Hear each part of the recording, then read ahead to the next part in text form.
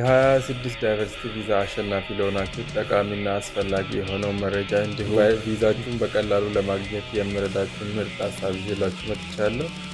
በተጨማሪም ደግሞ በፕሬዝዳንቱ በኩል የተላለፉ መልእክቶችን ይዤላችሁ መጥቻለሁ። በቀላሉ ለማስተካከል ይረዳችኋል ብዬ የመጀመሪያው ያገባ መሆን አለበት፣ በሁለተኛ ዲግሪ ሊኖረው ይገባል፣ በሶስተኛ ሰላም ካለበት ቀጠና የሚመጣ መሆን አለበት ይላል። በመቀጠል ደግሞ ዳይቨርሲቲ ቪዛችሁን በቀላሉ ለማግኘት የሚረዳችሁ ልታስተካክሏቸው የሚገቡ አሪፍ ነገሮችን ሊጠቁማችሁ። በመጀመሪያ የልደት ካርድ ሊኖራችሁ ግድ ይላል።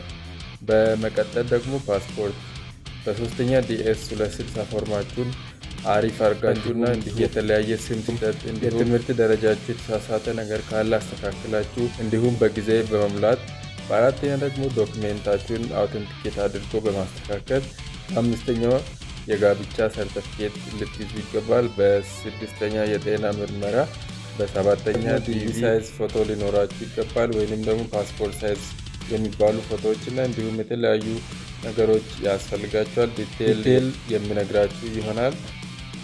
ሰላም የሮሪ ተክ ፋሚሊ እንዴት ናችሁልኝ? በያላችሁበት የጌታ ፍቅር ሰላም ከእናንተ ጋር ይሁን እያልኩኝ በመቀጠል ደግሞ ዳይቨርሲቲ ቪዛ አሸናፊ ሆናችሁ እያንዳንዱን ዲቴል የምናይ ይሆናል። አብራችሁን ቆዩ።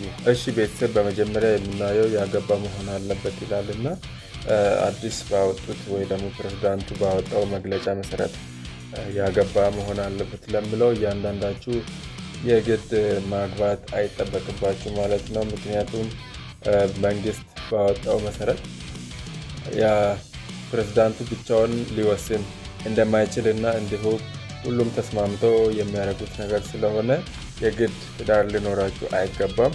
እኔ ግን ሪከመንድ ማድረጋችሁ ደግሞ ካፕል ሆናችሁ ብትመጡ በጣም አሪፍ ይሆናል ብዬ አስባለሁ።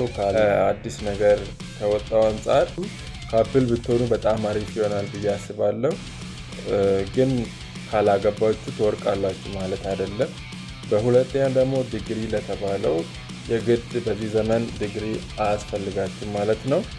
ከ12 በላይ እና አውተንቲኬት የሆኑ ዶክመንቶች ያስፈልጋቸዋል። የግድ 12 እና ከዛ በላይ ከሆናችሁ፣ ኮሌጅ ከሆናችሁ የኮሌጅ ትምህርታችሁን በአንድ ላይ ዲኤስ ላይ ብታስገቡ በጣም አሪፍ ይሆናል። አንድ ላይ አውተንቲኬት በማድረግ ብታቀርቡ በጣም ጥሩ ይሆናል ብዬ አስባለሁ። ስለዚህ ዲግሪ ስለሌላችሁ ብቻ የአሜሪካ ቪዛ ሊከለከላችሁ አይችልም። ብዙም አትጨናነቁ። በመቀጠል ደግሞ ሰላም ቀጠና ለሚለው እያንዳንዱ የኢትዮጵያ መንግስት የአሜሪካ መንግስት ባወጣው መሰረት የኢትዮጵያ መንግስት ከሰላም ቀጠና በጣም የጸዳች እንደሆነ መግለጫ ሰጥተዋል። ለዚህም አያሳስባችሁ፣ የሚያስጨንቃችሁ ነገር የለም። ለዛ ብቻ ቪዛችሁን አታጡ ማለት ነው። እንግዲህ ወደ ቀጣዩ ስናልፍ ዳይቨርሲቲ ቪዛችሁን ለማግኘት ምን ያስፈልጋል ለምለው፣ በመጀመሪያ እንግዲህ የልደት ካርድ አስፈላጊ ነው። ብዙዎቻችን የምናውቀው ቢሆንም ከልደት ካርድ በኋላ ፓስፖርት ነው። ፓስፖርት አወጣጡ በጣም ቀላል ነው። ፎቶ ያስፈልጋል፣ ፓስፖርት ሳይዝ።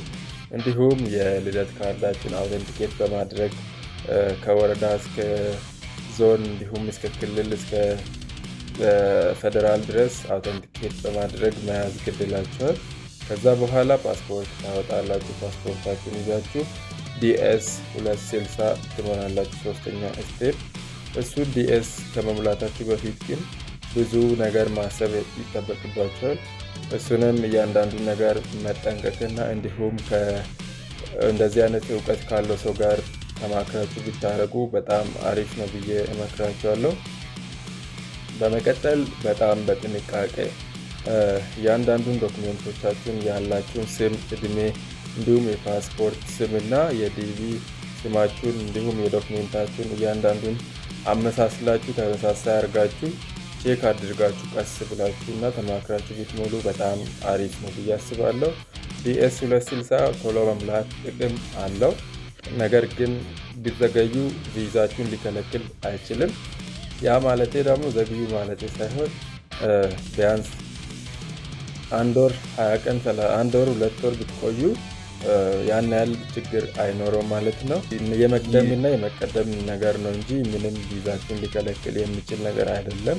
ስለዚህ ተረጋግታችሁና አስባችሁ ተማክራችሁ ብትሞሉ በጣም ጥሩ ይሆናል ብዬ አስባለሁ። ምክንያቱም የዚህ ዘመን ዳይቨርሲቲ ቪዛ ትንሽ እንደ ቀልድ የምናየው ነገር አይደለም፣ እንደ በፊቱ ስላልሆነ ብዙዎቻችን የምናውቀው ነው። የአሜሪካ መንግስት እንዲሁም ከፕሬዝዳንቱ ጋር የተያዘው አዲስ ሰው ሲገባ ኢሚግራንት እንዴት እየሆነ እንደሆነ ብዙዎቻችን የምናውቅ ይሆናል። ስለዚህ በጥንቃቄ ዲኤስ 260ችንን እያንዳንዱን ዶክሜንት አስተካክለን መሙላት አለብን። ከዲኤስ በኋላ እያንዳንዱ ስቴፕ ደግሞ ዶክሜንት አውተንቲኬት ማድረግ ነው።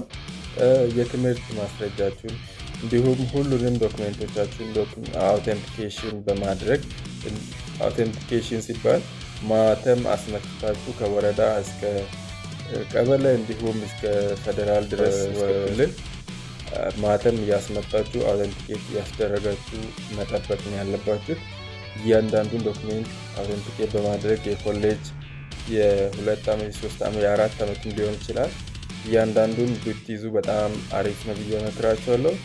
በመቀጠል ደግሞ ዲፕሎም ያለው አይገባም ይላሉ አንዳንድ ልጆች እና ብዙ ጊዜ ዲፕሎም ያለው አይገባም ማለት ሳይሆን ዲፕሎም ኖሯችሁ ዳይቨርሲቲ ቪዛ ካገኛችሁ በኋላ የዲፕሎም ካላችሁ ሌቭል 4 የሆነ ሲኦሲ አብሮ ካለ ቪዛችሁን ምንም አይነት ነገር አይከለክላችሁ ማለት ነው።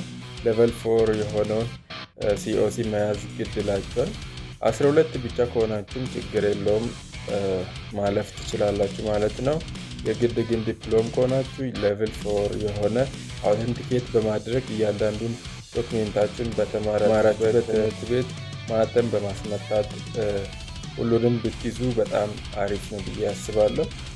ዲፕሎም ኖሯችሁ ትወርቃላችሁ ማለት አይደለም፣ ግን አስፈላጊው ሌቭል 4 ሲኦሲ ሊኖራችሁ ግድ ይላል።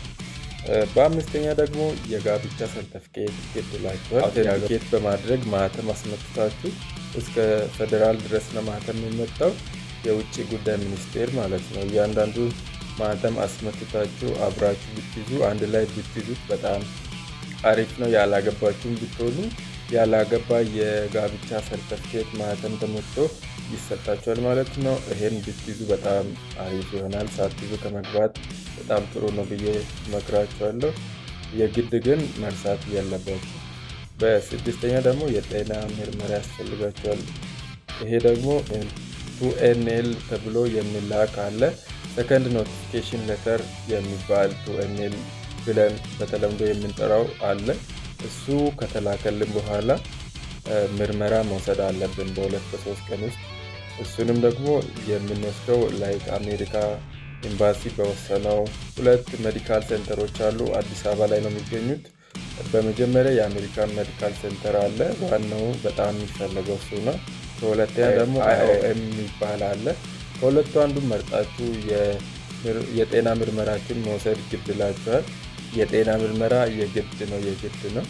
ማንም ለማንም የሚቀር አይደለም። ስለዚህ ይሄን ማሟላት አለባችሁ ማለት ነው። በሰባተኛ ደግሞ የፎቶዎች ያስፈልጋቸዋል። ልክ ኢንተርቪው ለመግባት ስትዘጋጁ 5x5 የሆኑ 2 ጉርድ ፎቶዎች ያስፈልጋቸዋል። በመሃል ደግሞ የፓስፖርት ሳይዝ ፎቶዎችም ያስፈልጋቸዋል። እነዚህ ሙሉ ነገሩን ካሟላችሁ በኋላ ቪዛችሁን የሚከለክል ምንም ነገር የለም ማለት ነው። እያንዳንዱን መረጃ በጎግል እየገባችሁ ሰርች ማድረግ ትችላላችሁ። በመቀጠል እኛም እያጣራን ሁሉንም ነገር የምንሰራላችሁ ይሆናል። በመቀጠል ሌላ ተጨማሪ ነገሮች ካሉ ሙሉ የምንሰራላችሁ ይሆናል። ይጠቅመዋል ብላችሁ ለምታስቡት ሁሉ ሼር አድርጉ። እንዲሁም ሰብስክራይብ በማድረግ ብዙ ነገር መማር መጠቀም ትችላላችሁ ብዬ አስባለሁ።